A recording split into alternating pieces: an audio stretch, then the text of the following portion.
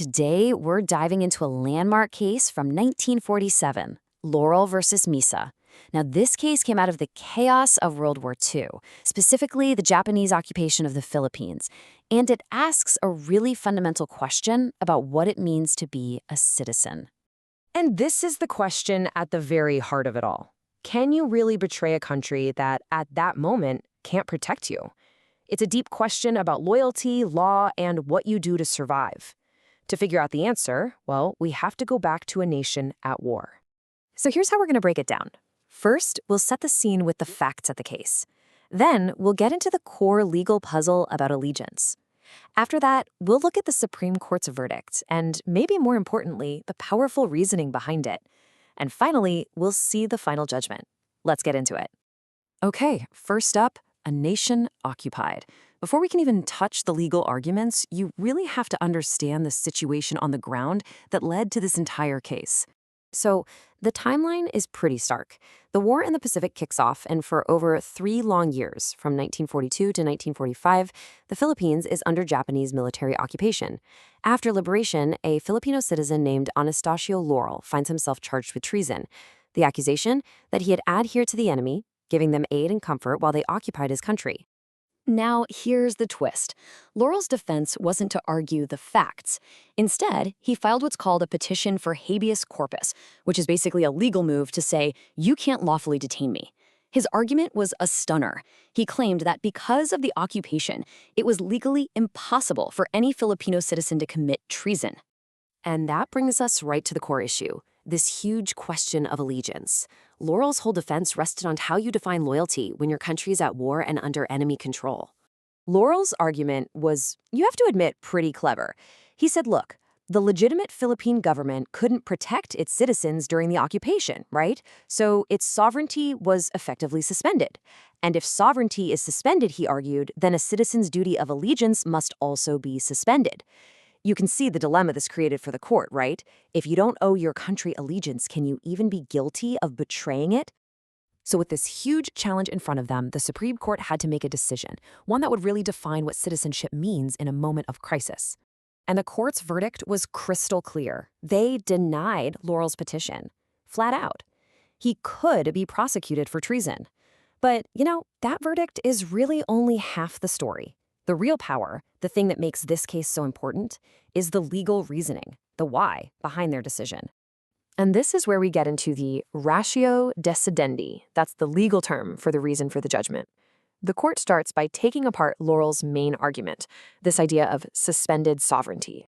So first things first, the court had to lay down a really clear definition of sovereignty. They said it's not just about the government's power, it's the supreme power of the state, and that power actually resides in the people themselves. It's the very soul of the nation. And right here, the court makes an absolutely brilliant distinction. They draw a bright line between sovereignty itself and the exercise of that sovereignty.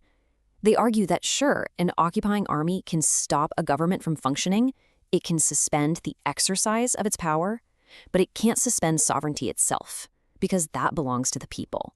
That underlying right to govern is still there, even if it's temporarily blocked. The court's logic here is that an enemy occupation is just a temporary situation based on military force, not a legal transfer of power. Sovereignty isn't something you can just hand over. It always remains with a legitimate or de jure government, even if that government can't currently operate. Okay, so if sovereignty itself wasn't suspended, what does that mean for a citizen's allegiance?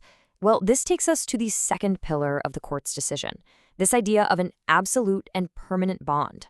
The court defined allegiance as that core duty of loyalty and obedience a person owes to their country. It's basically the glue that holds a citizen to the state. But then the court went a step further, arguing that not all types of allegiance are the same. And this difference is everything. A foreigner in a country, they argued, owes a temporary allegiance, just a duty to follow the laws in exchange for being protected. But a citizen's allegiance? That's totally different. It is absolute and it is permanent. The court said this bond isn't a simple transaction. It doesn't just vanish because the government is temporarily unable to protect you. This quote from the ruling just hammers the point home. A citizen's allegiance isn't some contract you can just put on pause. It's a lasting obligation, a duty of loyalty that exists no matter what the circumstances are. And the court didn't hold back. spelling out the terrifying consequences if they sided with Laurel. Think about it. If allegiance could be suspended, an invading army could legally recruit citizens to take up arms against their own country. The court said this would turn the very idea of treason upside down, calling it, and I quote, political suicide. So, after laying out all this careful, powerful legal reasoning, we finally arrive at the disposition of the case, the final judgment. So because sovereignty itself was never suspended, and because a citizen's allegiance is absolute and permanent, that duty of loyalty never went away, not even during the occupation. And that meant the crime of treason was, in fact, possible. Anastasio Laurel's petition was denied, and the path was cleared for his prosecution to go forward. You know, the case of Laurel versus Marisa really forces us to think about a question that goes way beyond the courtroom. It makes you ask, what is loyalty really? Is it just a contract? I'll be loyal as long as you protect me? Or is it something more? An unconditional bond that lasts through even the absolute worst of times? The court gave its answer back in 1947, but that question is as real today as it was then.